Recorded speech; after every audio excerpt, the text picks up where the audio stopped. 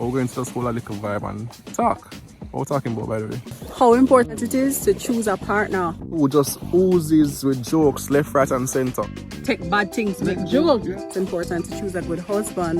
Married people do married people things. Mm-hmm. And you need to know that you're going to enjoy the married people things. Oh yeah! Sorry, excuse me. I'm talking to the gentleman now, in particular. Like it's an ATM, I'm have to try unlock. Just drip, drip, drip, drip, drip. No bother with the ningy, ningy, ningy, ningy. Cut him some slack. Cut him some slack.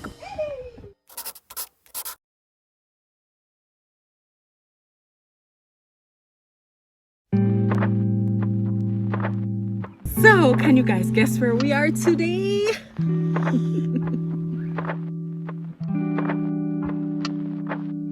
It is the start of the weekend and we are at the beach.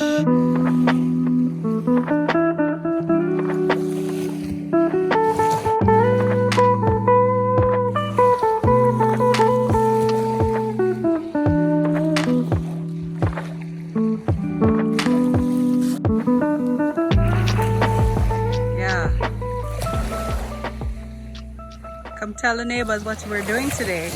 So today we're going to shoot a little video. First of all, thank you for your support over the last couple of videos and how much joy you are sharing with us and how supportive you have been hearing all the good news about the house, and we just really appreciate it. So we're going to sit down today, have a little chit chat on the beach, not sipping any pina coladas today, but we're going to just hold a little vibe and talk. What we're talking about, by the way? We're talking about how important it is to have a good partner when you're embarking on these big life goals. As you guys know, we have realized our dream of owning our own home just recently. And Paul made a comment in our last video about just how important it is to choose a partner wisely as a man, you know, to choose a good woman. And I agree, it's important to choose a good wife. It's important to choose a good husband. Definitely. That's what we're talking about. Definitely. Making the right choice. All right, let's do this. I'm looking back at this video behind me a while ago and see that this man is just doing the most. Can you believe Paul was doing all of that? I can't take him. I cannot take him. So here's the first point. Sense of humor. Your partner have to have a good sense of humor. Let me explain.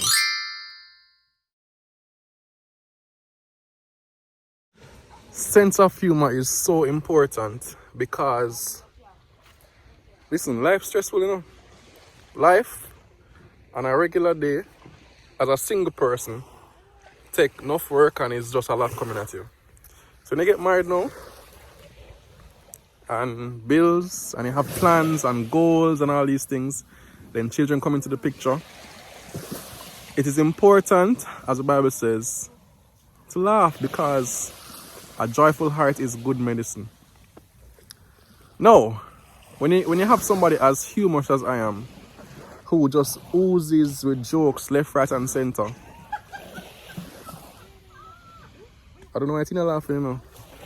But at my pedigree of comedy, it just helped the relationship. Sometimes you don't find my jokes funny, but the corniness and the wit is important, and sometimes that's just the key to quell or whatever tension there may be. It may just help at that time. Even if your partner isn't a very funny person, they should be able to appreciate a good joke, appreciate the funny side of something that is even borderline tragic or sad. Your tire puncture and you forget all messy, but at least there's something to laugh about. There's something you can find joy about, and that's important in a marriage, believe you me, because the tough times coming at you, right, Mrs. Reed? Right. Okay. What do you have to say? What I have to say is that I couldn't agree more, because you have to sometimes take bad things, make jokes, as we would have said. Because life is going to come at you like that. So I agree, and it's a blessing for me to have a partner who has, we don't necessarily share the same sense of humor, or do we? I get his jokes. I get his jokes. I do. He makes me laugh. That is without a doubt. You're laughing with me. I'm sometimes laughing at you. And that's alright. Sometimes I don't mind that. I don't mind that. That's fine. Yeah, anything for you guys? At the bar? Not yet. Okay. Alright. And we have food and support, yeah? Yeah, man, cool. thanks. Okay, so What else you have to say? next point. How important it is for you to have an attractive partner. Listen, Wow. them start playing music. We can talk. Oh man. I guess I thought we were having a romantic moment and we need a little background music.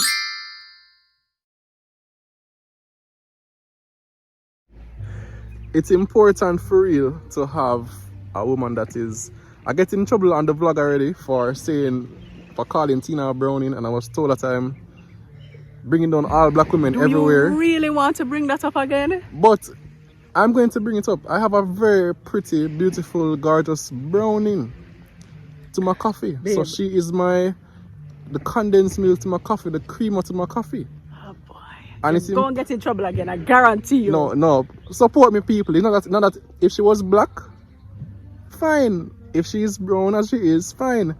But the point is, have a wife or a partner who you consider beautiful, who you find attractive, who you just want to, as Solomon said to, let your, what did he say about the bosom thing? What was it? This is a family channel. I can't say it, but Oh boy. Yes, listen. Remember when, what's his name? Jacob was choosing a wife. He was choosing between Leah and Rachel. Rachel had a beautiful face. Rachel had a good body. He was attracted to Rachel. It's just so we are. Physical attraction is important. I am attracted to Paul physically, for sure. and no matter For sure. and no matter how spiritual you think you are, no matter how Christian you think you are, if you're saying, oh gosh, she just needs to be this holy woman and all these things, listen. At the end of the day, married people do married people things. And you need to know that you're going to enjoy the married people things. with the Oh other married yeah. person. That's all we're going to say. We can't go any further with this conversation. Next point. What's the next point now? But speaking of spirituality, that is something that is important. And you know why that's important? First of all, the Bible talks about not being unequally yoked in marriage. And imagine, we just buy a house and we went into this process purely in faith. Now imagine if one of us had faith, the next one didn't even have any faith to look to. Right? If you didn't have your faith, and when we're talking about faith, we're not just talking about, believing that something is going to materialize. It is the belief that Christ will make possible the things that you have not yet seen, the things that are impossible. So imagine, the image is a vivid imagery, the whole unequally yoked thing, because it's as if it could be pulling in two different directions. Right. Or the person will become almost like a weight. Yeah. You're trying to move towards something, and then it's almost as if you're feeling opposition, or it would be opposition because the person would either be staying still or moving in somewhere else. Right. So And that's important in a partner. And don't expect that you're going to find somebody and convert them. It happened for some people, but it don't happen for other people. Some people, you might be a Christian and you might think, oh, it's okay if I married somebody who is a non-Christian. Eventually he will come around, she will come around and see things the way I do. I mean, me invite them come church and them come church. Make me see what will happen. That happen for some people, but it don't happen for everybody. Yeah. So you might be taking something on that you end up with a few years from now regretting. So when choosing a partner, find somebody who you're equally yoked with. Yeah, look out for that. Spirituality, the whole chemistry. Spiritual chemistry. But look at this view though, take in this view. What are your thoughts on what we've spoken about so far? Let's hear what you think. Leave a comment below. Remember to like the video, subscribe if you're new here, and become a part of this nice neighborhood. Also, if you're on Instagram, you can follow us at me and my house. Alright? Now that the business is out of the way, back to the video. It's been a while since I've put my toes in the sand. Let down in here. Well, we're not letting down anything today. The hair not stay, so you know. Long time I don't swim in the beach. It's been a while. We stay close to the beach and do go. Yeah, but we'll have to definitely correct that in our upcoming anniversary. You know, it's been a while since we've had those alone moments. Alright. Enough of the ships on the harbour now. They're lovely. Yeah, they are. But here this other point. Whole matter of trust. Sorry, excuse me. I'm talking to the gentleman now, in particular. Will you push me, so dude? I'm sorry.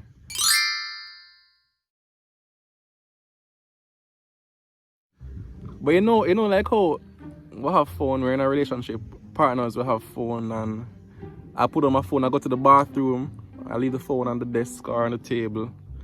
You know, some people have a problem just leaving their devices out because they don't want their partner to see. Man or woman. And password on phone, and your partner don't know the password. It's like it's an ATM, you have to try unlock. Put in the pin, and your pin wrong, you get blocked and all them things there. Listen, if you're in a relationship, trust is a major factor, and it's ultra important. And the men, I would love the men to take the lead. You have your phone, your partner, if you have a password on it, then let your partner know. Otherwise, if you don't need a password, let it be free so that you can have yourself at a level of accountability with your partner, so that if she takes up the phone, she will see all the messages. Or not. Just don't let there be any messages. Exactly, which is now my point. If you have some things that you're hiding, if there are things that you are keeping secret from your partner, if there are things and you would know what those things are, then there's a problem. So if you have a problem going into a relationship with somebody who they have done things in the past, and especially during the course of the relationship, and you cannot trust them, it's not going to go away when you get married. It isn't going to go away. Of course, you're going to forgive. You want to be able to forgive, but that works two ways. You forgive, but also it's important that if trust has been broken, that it's not repeated. You don't have to be worrying, thinking, constantly suspicious that this person is going to repeat the same thing again. So for me, I trust Paul. We have the same exact pin on our phone. We have a pin on our phone, but it's the same exact pin. I can go into his phone when I want. He can go into my phone when he wants. At one point, we were even sharing the same contacts. Our contacts were synced, and I could pull up his contact list and he could pull up my contact list. It comes up in our phone automatically. He has my accounts, my email accounts on his phone, on all of his devices, and vice versa. That's the level of trust that we have managed to establish. Now, for each person, it might be a little bit different. It might trust might look a little bit different, but you cannot exist in a marriage without trust. And if you're going into a relationship with somebody, if you're going into a marriage relationship with somebody, if you don't trust them, if you yourself also have trust issues, because sometimes that's like going on. Sometimes not really going on, but people just well paranoid a certain way, you know, babe. Yeah. That's true. Sometimes, boy, it's one complicated. It is a complicated issue, but I think the matter of openness, it will help. It helps. It helps because even if the person have trust issues, if you then come into the relationship and you give them a reason to consider you're untrustworthy, then it will make matters worse. So if they're paranoid or always, suspecting that this is happening, be open. Here's my phone. Prove it. If you can't prove it and I'm open with you, I'm not withholding it from you to encourage whatever is going on in your mind. Here is everything. Check my whatever. Yeah, that no means say you must then clear the phone and then hand it to them so that they can be at ease or at peace, Here's the point. You want this is the conclusion of the matter. Like Ecclesiastes. Man of God. You need to get somebody who you can trust, but it starts with you. Yes. Are you trustworthy? Are you open? Are you honest? You know what? Let's move Trust on. and be trusted. Let's move on. I think we can move on from here. Yes, Lord. Hallelujah. You call this point hot off drop it. No. Yes, it. Yes, Listen, this is why I'm burning, you know, and I don't want the ladies to attack me. I don't want this lady in particular to attack me. But listen, forgiveness is ultra important. Listen, please don't throw no stone over here. Me? I don't know where you throw stone No, from. she's not that bad. She's good. It is ultra important to be able to forgive and forgive quickly. Yeah. I have to speak to my ladies where this is concerned, because we do have this tendency to hold on to things and to wait for them to come up in an argument, and we just unleash, like the floodgates just open, and then we just release everything. What are you doing? It's a Clapping mosquito? No, it's mosquito, man. Mosquito. It's mosquito. Whoa. You open the floodgates and every pent up issue, problem just release. Whoosh. And it's important to forgive, but it's also important that you communicate. You have to communicate, be able to communicate those issues. And also when you're communicating those issues, to forgive. You've raised the issue, but forgive. Not every time you're going to get an apology, you know.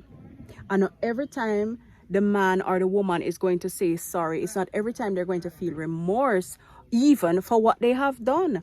But you still have to forgive for the sake of your own heart. It's instructed by our Lord Jesus Christ that we should forgive. Forgive our brothers, forgive our sisters, but also forgive our husbands, forgive our wives when something has been done, when we feel wronged. This is important, that you're at a point where you can do this. And I'm not saying that, you know, you're going to marriage knowing that you're going to be forgiving, or that you're going to be with somebody who is a forgiving person. But, you know, you have some people who just bitter. Them just hold on to things, and nothing where you do, them nah go can let it go. That is a red flag to be aware of, because that bitterness, it starts as a little cut, then it becomes a little sore, then it becomes a gaping hole, and soon you have to amputate the whole leg, arm, because it infects your marriage and it deteriorates the whole thing. So forgiveness is important, communication is important, right, my darling? You talk about communication already? I mentioned it because it was important in the context of forgiveness. Okay. To be able to talk through things. Let me see if I can say something wise on communication quickly in a sentence. We can't read each other mind, you know. We can't. So be explicit. Somebody, you know, say it. I know men. I can talk for me. There are times when things will bother me and I just like, you know what, let me just keep it inside. But then it will affect, it will build resentment, it will build all manner of things that are negative, and you don't want that. And it's important not only to be able to express yourself and to say what is on your heart, but also it's important to be heard. So the communication is about speaking what's on your heart, but also listening, hearing, and making your partner feel understood. You know, say I feel, honestly, you know, say I feel like this is really, we're supposed to be doing this because she raised a good point a while ago. And that's going to be the next point, to listening. You have to have somebody who is a good listener. You laughed at me. I'm listening. So hear me out now. Personally, it happened to me where Tina had a problem she was sharing. I don't know if it was probably a couple of years ago at work or some problem, and I immediately went into problem solving mode. Maybe you can do this, or how about doing this? Why you don't do this? And she got upset, and I was like,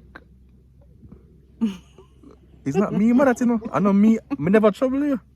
Why are you upset at me? And she just, it was a problem. But what I read the other day, you know, was that a good approach is to say, hey, so your wife comes to you or your husband comes to you with a problem. You can say, hey, all right, are we listening, or No, am I listening or am I problem solving? What you want us to do? Listen? Want to listen or you want me to problem solve? Do you want comfort? Right, do you want comfort? Or right? do you want answers? Alright, or solutions. Or solutions. Because sometimes you may need to just jump to problem solving mode.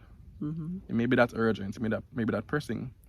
But there are other times when they just need somebody to offload on, to listen and to understand, to appreciate their position. And that alone will be satisfying. So you have to be sensitive to what your partner needs and to be able to adapt based on the different scenarios. And again, sometimes you just need to be explicit in saying, hey, what you need? Yeah. Comfort or solutions? And sometimes you have to speak up and say, hey, honey, I need some comfort right now. I don't need answers. Or honey, can you help me? What do you think I should do about this? To cue your partner in, because as Paul said, we ain't man readers. Especially us ladies often thinking that our husbands are just like our girlfriends and they can relate a certain way. Not all men are like that. Not all humans are like that. They're not dogs who can just sense your mood and your feelings. Sometimes you just gotta speak up and say. True. Yeah. Any point came from that point? Yes, there was actually.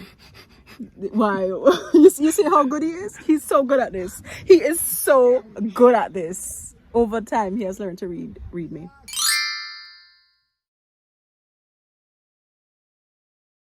The other thing, I was having a conversation with a friend the other day, babe, and he was complaining about somebody who was interested in him, and he's in the market for a wife, and saying him no want no leaky roof. Leaky roof? What does that mean? It just drip when rain fall, and it just annoying. Oh, like a nagging person. A nagging person. Okay. Don't Proverbs say it? That a nagging woman is like a leaky roof or a leaky pipe. You ever have a leaky pipe yet? And it just go drip. Yeah, those can be.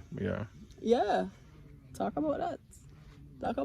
Do you have a nagging wife? Do you have a leaky roof as a wife? You sure you don't want to talk about this? No, man, you talk about it, man. No. Talk to the men and talk to the women. All right. Talk to the people. Talk to the people who complain about everything. I'm going to look at it in the positive. I'm not going to look at it in the negative. This is the point. Be responsive. No, men, when your wife brings something to your attention, try get it done as soon as you can. You call your head top cut off. My head top cut off? You can see better now, neighborhood. Let me cut her out of the picture for a while. So men. We're going to take a walk, man. Take a walk. It's when your wife asks you to do something, try your best. Don't make sure you have to ask 3-4 times, because it's going to be a problem. And I am like that. I'm going to confess. I am like this. Something needs to be done, but I think on the priority list it's just not ultra important, so I keep pushing it back. But eventually she's going to be seeing it, and she's going to stop saying anything about it after a while until it becomes a big problem one day. So learn to be responsive, learn to be proactive, as men especially. Hurricane coming or storm coming, try buy what you need to buy. Battery, flashlight. They sound very close to us. This sound very personal, right? It sounds like a very recent incident, as a matter of fact. But on the flip side, I have to say that women, no bother with the ningy names. Cut him some slack, because sometimes things happen and you have to give your partner space. It's not every time things are going to get done like that, so you also have to kind of resist the urge to complain about every little thing and majoring in the minor and focusing too much on the minutia and all of these things. Sometimes for a peaceful life, literally for peace sake, you have to just zip it. Learn to zip it. Where's her, babe? That's Romans 12, by the way. If it be possible, as much as life in you, live peaceably with men. With men. Alright, We'd love to hear what the rest of the neighborhood has to say about this. We are not counselors, but we're a community of people with experiences to share. Over and above everything else we've said in this video, we have to say that you have to pray. I love under this tree. So whether you're looking for a spouse or you're married already, submit your marriage to the Lord and watch Him turn it into something beautiful.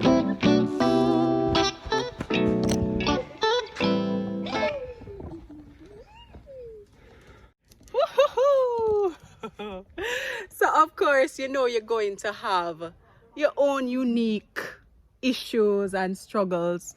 I believe that this is the best choice for me. God's choice for me was Paul, and I believe that he chose perfectly. You know, Paul is the best thing to ever happen to me. Aww. Yeah, you are, babe, because so much has happened since we've been married.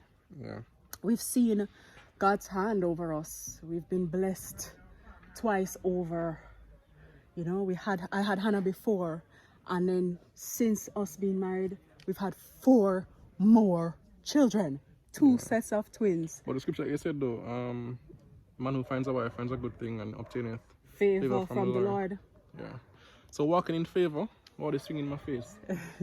And as Tina said, there are certain things that will be unique to your relationship. Yeah. There's no, official footprint to follow.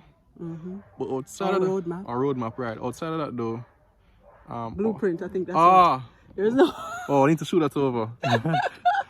Footprint, kind of, maybe because you you're know on the somebody beach, it's the sun. somebody would have walked it before Exactly, and shown you, but see? She doubting me, no. Is my intellect. oh, listen, and that is why I'm one of the reasons why I married you, because of your intellect, your beautiful intellect. So whatever is unique to your circumstance, that is for you to learn the ins and outs of it. But for us, as you know, well, as most of you know, we are an age gap couple, and that alone have unique things to deal with. Yeah. So what we'll do, well, I think enough time has passed on this video. Yeah. So at some point, we're going to share with you some of the struggles that we have as an age gap couple in our marriage. Because it's not all nice and rosy. Fun and games. Yeah. But next time we'll talk about that. Is this what them called sea grapes? Like sea cherry. This is what it looks like when it's green, but I think it ripens and turns that bright purplish red color. I think it is, but I'm not in the mood to try it. You want to try it? Me? You did eat the fruit first, no? Oh, we're gonna go there. So guys, this is it from us, and we thank you for staying tuned to another video. And we just want to say, if you have not yet subscribed to the channel, what are you waiting for? Go ahead and do that, and you'll get to see more of our family vlogs and these random marriage talks. Yeah, so the whole net videos are there as well. Enough things on our channel, you can go through the catalog. Yeah, man. But until next time, mosquito them stay away. So You want to race over the swing? last one to the swing is sea grape. Wait!